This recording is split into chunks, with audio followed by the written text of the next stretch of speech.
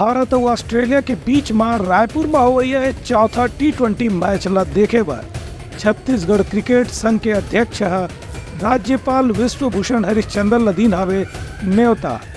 भारत और ऑस्ट्रेलिया के बीच अवैया 1 दिसंबर के रायपुर के अंतर्राष्ट्रीय क्रिकेट स्टेडियम में होने वाला T20 मैच पर छत्तीसगढ़ क्रिकेट संघ के अध्यक्ष जुबिन शाह और पदाधिकारी प्रभुतेज भाटिया आज राज्यपाल विश्वभूषण हरिचंदन ने सौजन्य मुलाकात करी। इस मौका में छत्तीसगढ़ क्रिकेट संघ के पदाधिकारी मन राज्यपाल ला T20 मैच देखे बर आमंत्रित घलो करीन। बता दें कि भारत और ऑस्ट्रेलिया के बीच में 5 T20 मैच की श्रृंखला अभी चलत है।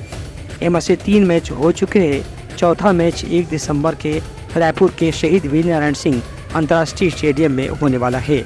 एक अभी से टिकट बिक्री शुरू हो गए है और दर्शक मन के काफी उत्साह देखे बर मिला थे। Bureau report Telangana news.